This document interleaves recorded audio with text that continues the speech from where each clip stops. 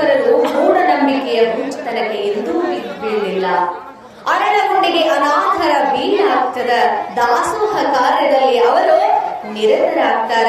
ಅದು ಹೆಚ್ಚೆಚ್ಚು ಸಾಗ್ತಾ ಇದೆ. ಶರಣ ಬಸವರ ಮನೆ ಗುರುಚರ ಮೂರ್ತಿಗಳ ವಾಸಸ್ಥಳ ಆತು. ಕೆಲ ದಿನ ಕಳೆದು ಬೆಳೆಗಂದು ನಿಂತದ. ಆದರೂ ಶರಣರಿಗೆ ಆ ಕಡೆ ಲಕ್ಷ್ಯ ಇದ್ದಿಲ್ಲ. ಎಲ್ಲಿ ಲಕ್ಷ್ಯ ಇತ್ತು? ತಮ್ಮ ಮನೆಗೆ ಬರುವ ಗುರುಚರ ಮೂರ್ತಿಗಳ ಸೇವೆಯಲ್ಲಿ, ದಾಸೋಹ ಕಾರ್ಯದಲ್ಲಿ ಲಕ್ಷ್ಯ ಇತ್ತು. ಅಲ್ಲಿ ಇದಕ್ಕೆ ಮಾರಯ್ಯನವರ ಒಂದು ವಚನದಲ್ಲಿ ಹೀಗೆ ಹೇಳ್ತಾರೆ: ಕಾಯಕದಲ್ಲಿ ನಿರತನಾದಡೆ ಗುರುದರ್ಶನವಾದರೂ ಮರೆಯಬೇಕು, ಲಿಂಗ ಪೂಜೆಯಾದರೂ ಮರೆಯಬೇಕು, ಜಂಗಮ ಮುಂದಿದ್ದರೂ ಹಂಗು ಹರಿಯಬೇಕು. ಕಾಯಕವೇ ಕೈಲಾಸವಾದ ಕಾರಣ ಅಮರೇಶ್ವರ ಲಿಂಗವಾಯಿತಾದಳು ಕಾಯಕದೊಳಗು. ನೋಡಿ, ಇಷ್ಟು ಚೆನ್ನಾಗಿ ಹೇಳ್ತಾರೆ. ಕಾಯಕದಲ್ಲಿ ನಿರತ ಆಗಿದ್ರ ಗುರುದರ್ಶನನೂ ಮರಿಬೇಕು, ಲಿಂಗ ಪೂಜೆಯನ್ನೂ ಮರಿಬೇಕು.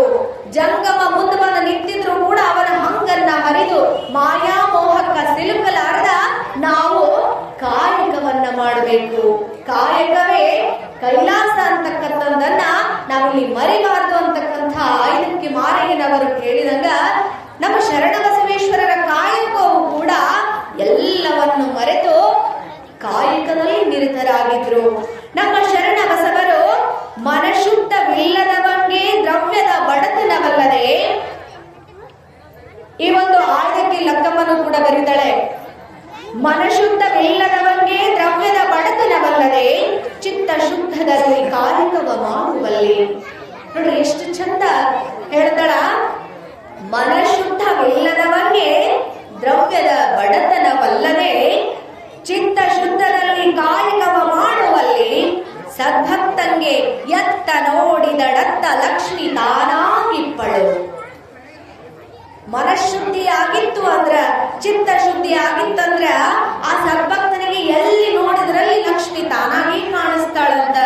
ಮಾರಯ್ಯ ಪ್ರಿಯ ಅಮರೇಶ್ವರ ಲಿಂಗದ ಸೇವೆಯುಳ್ಳಕ್ಕ. ಈ ಒಂದು ಕಾಯಕದಲ್ಲಿ ಹರಗುರುಚರ ಮೂರ್ತಿಗಳಲ್ಲಿ ಸೇವೆಯನ್ನ ಮಾಡ್ತಾ ನಾವು ಕಾಯಕದಲ್ಲಿ ನಿರತರಾಗಿ ಚಿತ್ತ ಶುದ್ಧಿಯಿಂದ ಮನಶುದ್ಧಿಯಿಂದ ಮಾಡಿದ ಕಾಯಕ ಆ ತಾಯಿ ಮಹಾಲಕ್ಷ್ಮಿ ಎಲ್ಲಿ ನೋಡಿದ್ರಲ್ಲಿ ಕಾಣಿಸ್ತಾಳ ಅಂತ ತಿಳಿದುಕೊಂಡು ಈ ಒಂದು ವಚನದಲ್ಲಿ ಶರಣರ ಹೇಳ್ತಾರೆ, ಮನಶುದ್ಧಿಯಿಂದ ಕಾಯಕವ ಮಾಡಿದಡೆ ಲಕ್ಷ್ಮಿ ಕಾಲು ಮುರುಕೊಂಡ ಮನೆಯೊಳಗೆ ಬೀಳ್ತಾಳ, ಇಲ್ಲ ಅಂದ್ರ ನಮ್ಮನ್ನ ಕಾಲು ಮುರಿತಾಳ. ಕಾಯಕ ಹ್ಯಾಂಗಿರಬೇಕು? ಚಿತ್ತ ಶುದ್ಧಿ ಮನಶುದ್ಧಿಯಿಂದ ಕೂಡಿದ್ರ ಲಕ್ಷ್ಮಿ ಕಾಲು ಮುರ್ಕೊಂಡ ನಮ್ಮನೆ ಆಗಿರ್ತಾಳ, ಇಲ್ಲ ಅಂದ್ರೆ ನಮ್ಮನ್ನ ಕಾಲು ಮುರಿತಾಳ. ಹೆಂಗ ಬಂದಿರ್ತಾಳ, ಬಹಳ ಚಂದ ಹೋಗ್ತಾಳ. ಬಹಳ ಚಂಚಲ. ಇವ್ರ ಕೈಯಾಗಿದ್ದಕ್ಕೆ ಅವ್ರ ಕೈಯಾಗಿರುವುದಿಲ್ಲ, ಇಲ್ಲಿದ್ದಕ್ಕೆ ಇನ್ನೊಂದು ತಾಸಿಗೆ ಅಲ್ಲಿರುವುದಿಲ್ಲ. ಅಷ್ಟು ಚಂಚಲ ಪ್ರಿಯಳು ಮಹಾಲಕ್ಷ್ಮಿ. ಆ ಲಕ್ಷ್ಮಿ ನಮ್ಮ ಮನೆಯೊಳಗಿರಬೇಕಾಗಿತ್ತು ಅಂದ್ರ ನಮ್ಮ ಚಿತ್ತ ಶುದ್ಧಿಯಾಗಿರಬೇಕು, ಮನಶುದ್ಧಿಯಾಗಿರಬೇಕು. ನಮ್ಮ ಕಾಯಕದಲ್ಲಿ ಅಷ್ಟು ನಿಷ್ಠೆಯಿಂದ ಕೂಡಿರಬೇಕು. ಅಂಥ ಒಂದು ಕಾಯಕ ಧರ್ಮವನ್ನ ನಮ್ಮ ಶರಣ ಬಸವೇಶ್ವರರು ಪಾಲಿಸ್ತಾ ಇದ್ರು. ಹೀಗೆ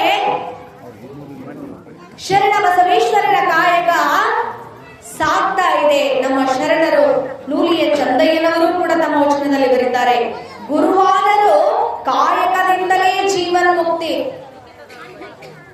ಗುರು ಅನ್ನಿಸಿಕೊಂಡವರು ಸಹಿತ ಕಾಯಕ ಮಾಡಿದ್ರಂದ್ರ ಅವರಿಗೆ ಜೀವನ್ಮುಕ್ತಿ ಸಿಗ್ತದ. ಲಿಂಗವಾದರೂ ಕಾಯಕದಿಂದಲೇ ಶಿಲೆಯ ಕುಲ ಹರಿಯುವುದು, ಅದು ಕೂಡ ಕಾಯಕದಿಂದ ಇದ್ರ ಅಷ್ಟ ಆ ಶಿಲೆಯ ಕುಲ ಹರಿದು ಅಲ್ಲಿ ಭಗವಂತ ಅನ್ನತಕ್ಕಂಥ ಆತ್ಮ ಚೈತನ್ಯ ನಮಗೆ ಕಾಣಿಸ್ತದ. ಜಂಗಮವಾದರೂ ಕಾಯಕದಿಂದಲೇ ವೇಷ ಪಾಶ ಹರಿಯುವುದು. ಜಂಗಮ ಆದ್ರೂ ಕೂಡ ನಾವು ಮಾಡ್ತಕ್ಕಂಥ ಕಾಯಕದಿಂದಲೇ ನಮ್ಮ ವೇಷದ ಗೌರವ ಹೆಚ್ಚಾಗ್ತದ.